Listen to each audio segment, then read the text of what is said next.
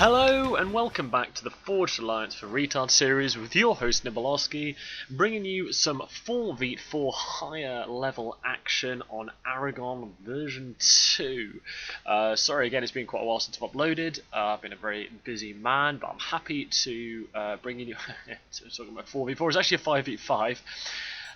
So let's get straight into it. We call these guys up here Team 1 and these guys Team 2 down here. We'll focus on Team 1 to begin with. We just slow it down to make sure we don't really miss any of the action. In yellow up here, going a very stylish UEF, is Voodoo. Decided to go first land. And to his right, going in Ferrari red, is Postal, going Cybran, also going first land. And the middle player, it's usually referred to as the rear air, despite the fact that they've actually gone land, is Build More Tanks, going Aeon, also going first land. So we've had one of each so far on Team 1. The second UEF player of Team 1 is Coacher. I was corrected last replay I made. See, it's not kosher, it's Coacher.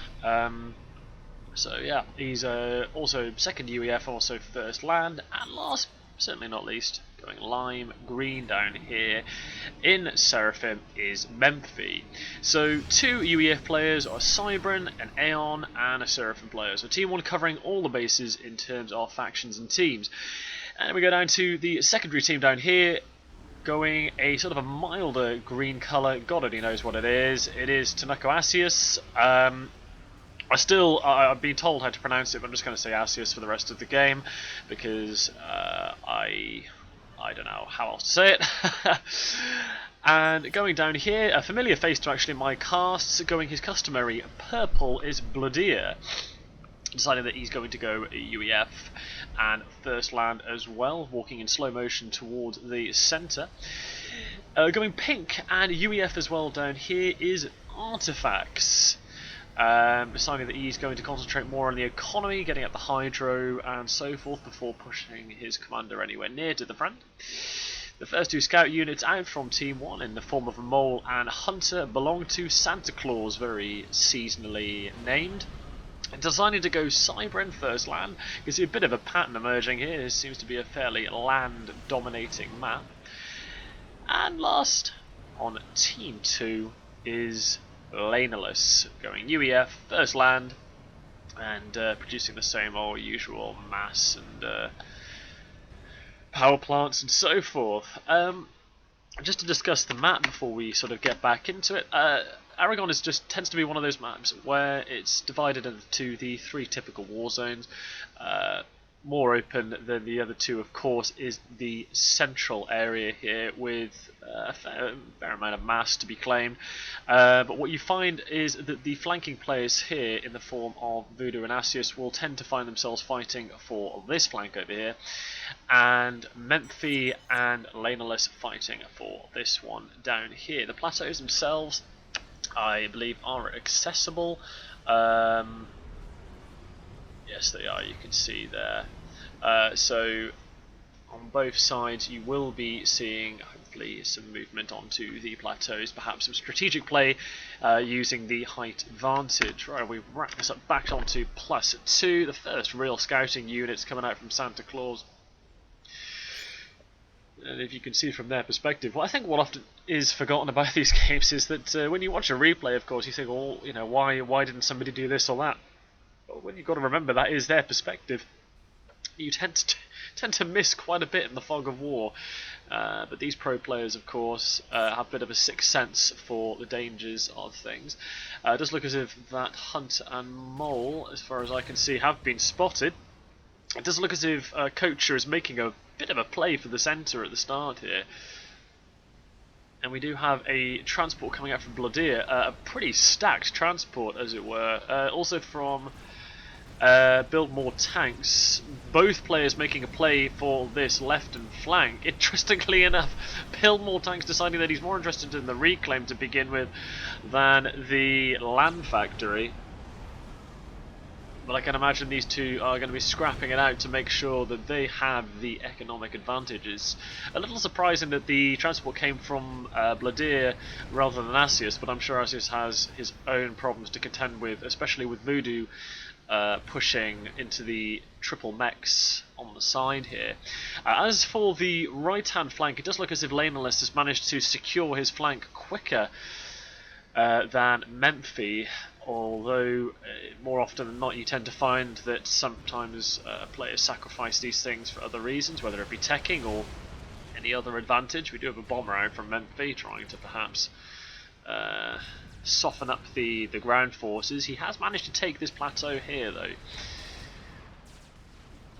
And as it stands at the moment, it does look as if Team 1 in the form of Kocha here have managed to take really a good foothold in the centre. Two commanders coming up to the centre in the form of Bladir and Artifacts. Bladir, where are you, Bladir? Actually, right at the bottom at the moment. He does know it is there. He does know where the commander is. He's trying to take a cheeky mechs up here. I don't know how successful he's going to be. And despite me having a bit of a giggle at Bladir's expense here for the fact that he has actually lost the plateau despite getting his factory up before Build More Tanks. Build More Tanks has managed to secure this plateau, so Team 1 looking in a rather fortunate position in the form of economy, only having lost this small area down here to Laneless. Everywhere else it looks pretty secure, although it has to be said that Kocha does look as if he's going to fall into a bit of difficulty having two commanders at his doorstep, putting up a mass pump supported by a plasma cannon. An assistance ping going down on Postal. I think that probably comes from Kocha wanting Postal to move his commander up, but it does look as if that's had an effect on Bladir and Artifacts. They're going to have to rethink the strategy of how they're going to take the centre. There's quite a bit of airplay going on at the moment as well. It's always quite difficult to see all of the air units given how much land there actually is on the map. But both commanders, it does look as if Bladir is going for an upgrade. It does look like it's on the left arm, so I can imagine that's going to be a tech upgrade. Probably wanting to put down some more significant structures to try and soften up the stranglehold Team 1 seem to have on the middle here. Postal, sensing blood, has decided that he's going to push up with quite a number of units actually. I don't think that's going to be enough personally, but it will push both of these commanders out of the centre. And as a result, Asius is having to actually pull his forces back over, sensing that Bladir might be in a little bit of trouble. Some bomber support also coming in from Build More Tanks. Bladir actually looking a little bit isolated at the moment. I don't think he's under too much pressure, but it's a rather uncomfortable situation to have two commanders bearing down on you. He had to cancel the upgrade. He's been actually gifted those units from Asius. I don't know whether that was probably the right decision. I think as it stands at the moment, they're holding the middle okay with two commanders. Having gifted all those units, it has made a rather soften the defences over here for Asius. A run by at the moment. It does look as if both Team 1 and 2 are jostling to try and get this centre area sorted out, despite the fact that Kocha has the majority of the buildings down there. Both teams looking to get a run by down this flank and this flank around the main defences. As we said, I've not seen a great deal from Voodoo so far. If we look at what he's doing in terms of economy, yeah, it looks like everyone's on fairly even grounds with economy at the moment. I would say probably the average being about 36-37 mass between all the players in the game. It doesn't look anybody's at a particular disadvantage.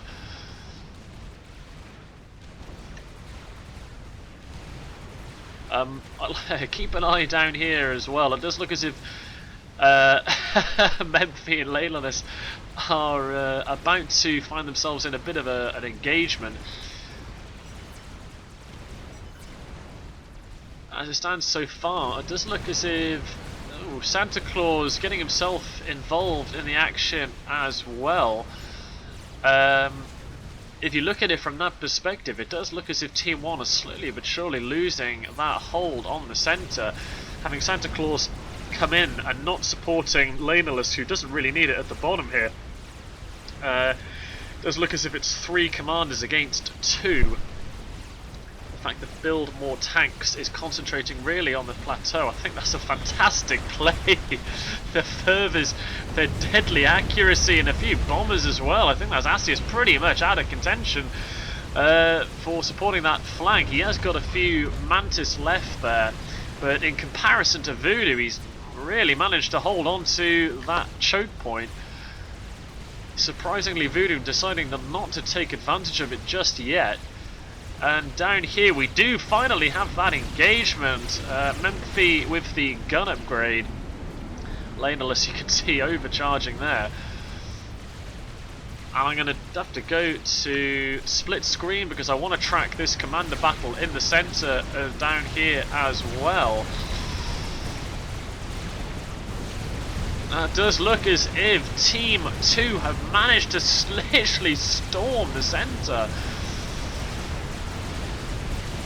A few jesters in the mix as well, and looking as if Kocher is under quite a lot of stress at the moment. Postal and Kocher being pushed right out of the central area, but if we look down here on the bottom right, this does look as if Memphi has managed to bring himself all the way down to below the threshold, and Memphi deciding that he didn't have quite enough hit points to really back off, and Laneless, because of the sheer amount of units attacking both commanders, was brought down to the red as well, less than the 2,500 threshold, and as a result, both commanders on that flank are out of the game. Laneless pretty furious.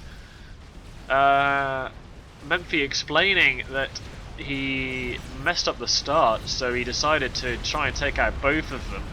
And it does look as if finally Voodoo has sprung into action with Asius, Tanako, whatever I can call him, being pushed all the way back. Is he going to get any assistance?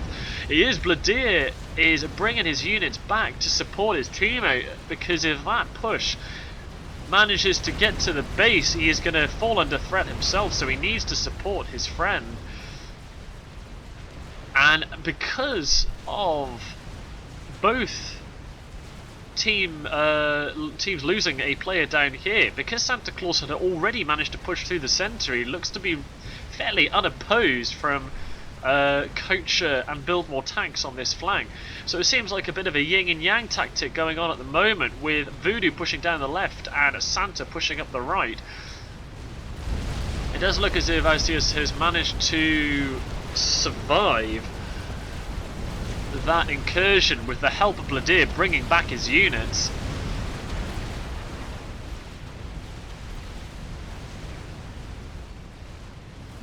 And I have to say, Santa is sitting pretty at the moment. You can see here, he's just absolutely thrusting up the centre here. Bladir having noticed some Corsairs in the mix. Not particularly sure where he's seen them. I know they say this more often than not, but I do have a television rather than a monitor, so I went for size instead of clarity, so it is quite difficult to see the symbols on the units. And it does look as if Santa is being dealt with, his Mantis spam up here coming through is being dealt with the Spectres. Does look as if Postal as well is managing to hold this sort of entrance up to Voodoo's and Build More Tanks' bases. And because of Bladir, it does look as if Voodoo has sort of halted this advance. The Cerberus turret wailing on this plasma cannon. I don't know why Voodoo decided to finish it. It's not going to be able to stand much of a punishment from the Cerberus turret. And Voodoo perhaps sensing that he needs to reevaluate what he's doing. He's pulling his forces back. In terms of Voodoo's perspective, it does look as if he is probably thinking about the Cerberus threat, given it has the largest range of any Tech 2 point defense in the game. These Spectres making sure that Santa's Santa's push up this right hand flank is fairly unfounded. We're coming into what I would call the slower phase of the game. You tend to find in the majority, especially what I find in terms of middle to higher level play, is that you have a very exciting start, a lot of action, and the mid-game tends to quieten down, probably in the name of teching and making sure you've not missed anything, because of course the Tech 1 units become fairly irrelevant past the 20-25 minute mark. Quite a spam of stingers up here from Voodoo, having lost their player down here. I have to say though, it does look as if Build More Tanks is slowly pushing down the right hand side here. Surprisingly, he's not really managed to contest this area down here. I would have thought Kosher perhaps would have made more of a push for the economy down here, but I think Santa has managed to get a fairly strong foothold of this massive amount of units. Memphi advising, preparing for a snipe. Of course, Memphi being the player that was ejected down, I say down here, actually from here. As to where that snipe is going to, it looks as if they are interested in Voodoo. I'm not entirely sure what Voodoo is doing at the moment. If I slow it down, have a look at the base, quite a number of Corsairs just sitting around in the base at the moment. Backup of Stingers over here as well, with quite a number of power generators lining the back of his base.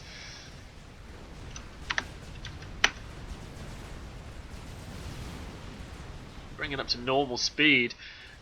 This is actually the speed that the players would be looking at. And a small sort of firefight down here between some Tech 2 units. Unfortunately, they're bangers against pillars. I'm not particularly sure why the pillars are backing off. Because those Mantis and bangers aren't going to be too much of a threat. And a lot of air going up to Voodoo here, and he is being napalm strike, and it looks like Santa Claus and artifacts. Oh my goodness me, Voodoo being brought down to 1,800 health.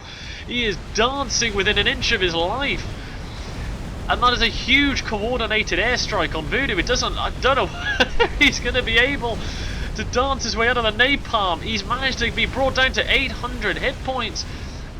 Oh my goodness, I don't think he's going to escape that despite his best efforts, and that will be down to 400 health. Has he got enough air support? I don't think he has. And that is Voodoo ejected from the game. A joint airstrike from Team 2. My goodness me, I was not expecting that to work as effectively as it did. There just wasn't enough air cover from Team 1, and the second casualty, well, the third casualty actually, of the game will be going to Team 1, now turning this into a I should say a 3v3. It's not a 3v3, it's a 4v3, given we started with the 5 players. All the colours sort of meshing into one form. And we bring this back up to speed. Looks as if Santa and Bladir are fairly primed for an attack. I'm surprised at Postal. He doesn't look as if he's done a great deal. He's managed to fortify quite well. We've got a T2 Land Factory pumping out rhinos here as well. I don't know whether I'm missing a trick here. I probably am. He's got a number of air factories at the back here. Build more tanks wanting gets the mass points that Voodoo has left behind. But I can't say that Postal and especially Artifacts, given Artifacts' score as well, doesn't seem to be economising particularly well in comparison to Build More Tanks and Santa Claus.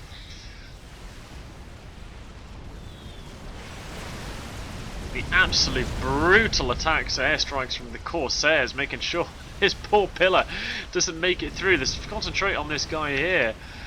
That pillar being brought down to 30 health. He's trying to get up the mountain. Is he going to make it? He's not. You can see he's steaming there. And I don't think he's going to survive. If you keep an eye on that little blue unit there, I don't think he's going to make it home. There's an engineer on the way towards him. I don't know why that's going there. And it does look to me as if, my goodness me, Team 2 absolutely air dominant at the moment. We do have some Tech 3 air out, however, from Build More Tanks at the rear, sending some spy planes out, get some reconnaissance, maybe spot A4 in the defences of the enemy.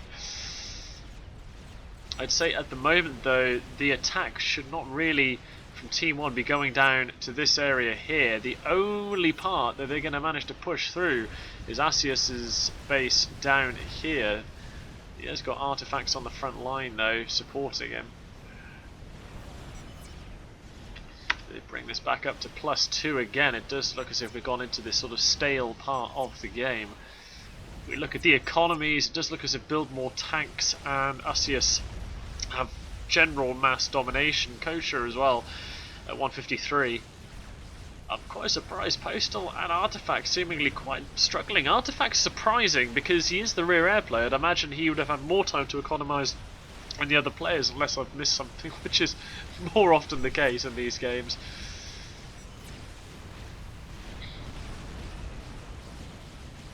And really the next blow, I'm not really sure where it's going to come from. We slow it down a bit just to have a bit of a base check.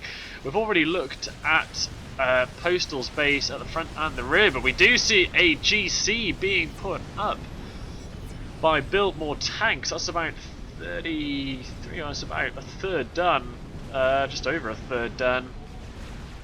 And the first experimental of the game being constructed.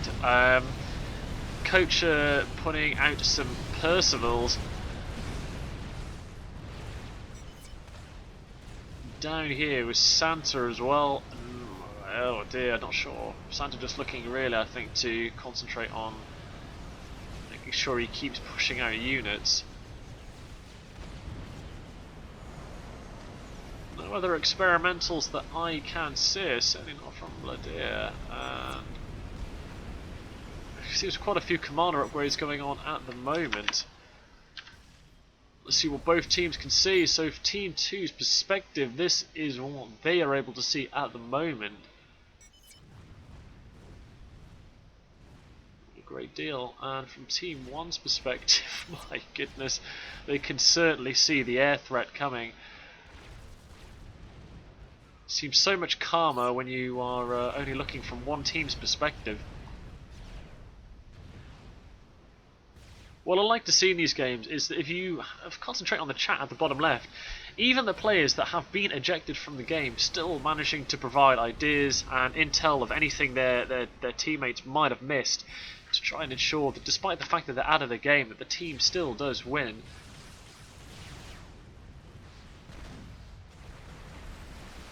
A small push down here from Build More Tanks, some chunky obsidians. One of my personal favourites of the game, the Obsidian.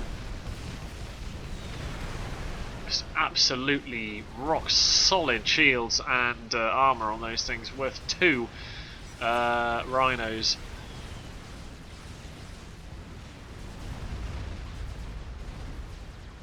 There's still not a great deal of a land push. It does seem as if this game is probably going to be won by the air.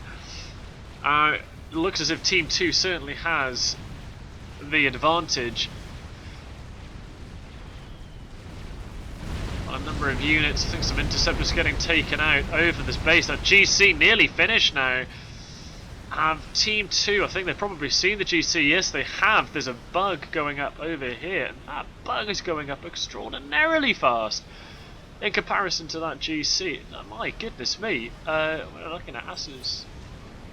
In terms of his economy, he's drained hugely en masse because of that bug. So a very quick look at Reclaim at the top left. It's 15,000 from Santa, just under 8,000 for Artifacts, 28,000 from Build More Tanks, only 8 from Bladir, Coacher at 18,000, Ursus at 7.5, 10,000 for Postal.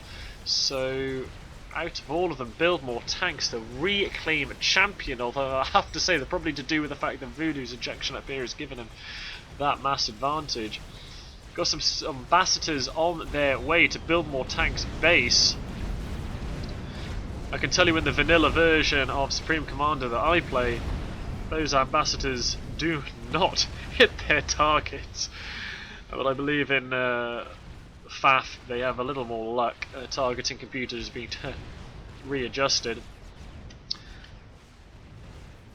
I think the problem that Team 1 are going to have, if we have a look in terms of air presence, we do have some Flying Eyes and a few Wasps, but those belong to Bladir. So just Flying Eyes kicking around. I mean, in terms of air presence, there isn't a great deal to contend with that bug. So that GC is going to have to push pretty hard and pretty fast. There's no commanders in the centre here.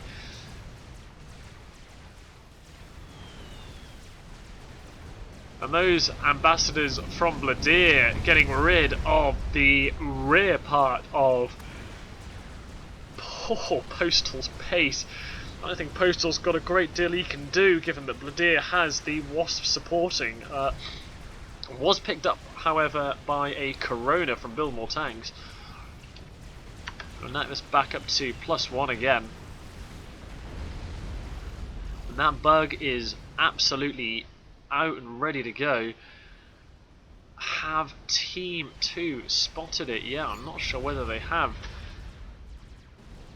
You can always tell a bug when it is coming. You can sometimes see the trail behind it, but I don't think they've seen the threat. That GC pumping itself right into the middle. They definitely would have seen it now. There is a assistance ping coming down, and I don't think you're going to get out of that one, Postal. There's not enough air from your team. Air support comes in from Artifacts to make sure that bug is not under any kind of threat. And he was building a megalith. It was just under a half done, which would have made quite an impact on the game, but it's not, unfortunately, going to see the light of day. And that GC is now pushed right into the centre, but given the bug, oh dear, not enough air cover, Team 1. And that bug is just going to start hammering away at that GC. And from what I can see, there's just not enough air cover at all from Team 1. Surprisingly, the GC being brought backwards rather than forwards. I don't think you're going to get any help back there. We do have a Continental coming out. I believe that is from, it looks like it's from Coach's base. It's a light blue. It's getting some flak hitting it at the moment. You might as well have pushed that GC through the middle, big Build More Tanks. I don't think it's going to find any sanctuary back there. And that's Soul Ripper now, probably the dominant unit of the game. It's a few Percy drops. Oh, just taken down in the nick of time, as Percy's perhaps could have taken out some economy down at the bottom here, loosened up Santa's foothold. And that GC has gone down, so that Soul Ripper now pretty much walks around with complete immunity. I'm wondering whether or not... Oh, and it does look as if Coacher has said, I've had enough. I think he's probably realised that the game is over. The sheer air dominance between Bladir and Artifact, and that experimental gunship coming out from Asius. I have to say, hats off to Asius for realising the threat. The bug was definitely the right experimental unit to use. Build more tanks, also saying that he has had enough. He doesn't want to have to face 4-on-1. I don't blame him at all. It's well played to all players. If I always tend to like to give a shout out to a couple of players in the game. I think that for me, the best sort of support player I have to say would have to be Bladir. I think he generally did well in terms of air support, ground support. He tended to throw his units around, but more than anyone else, I do think Santa played a fairly pivotal role. So I'm going to give most valuable player to Santa for that particular game. I felt that he was the biggest presence on the field, and generally held his line pretty much consistently throughout the entire game. On other news, before I leave you guys, I'd just like to say I do keep an eye on other channels, as you can imagine, other casters. And from what I can see, Guile, having recently got married and moved into his new house, it does look as if he is endeavouring to try and do new casts, but as you can appreciate, he's going probably through quite a large transition in his life at the moment, so I'm not particularly sure when he's going to be able to upload any sort of new casts, but he does leave a comment now and again in his own sort of videos, and has mentioned that when he gets everything set up, he will be more than happy to cast again. So fingers crossed. Otherwise, please like and subscribe, and do check out other channels such as Brink of Insanity, and praise Google our Master, who is also TA for life. Absolutely fantastic casters, and keep the community alive. But until next time, thank you very much for watching, and I will see you in the next cast.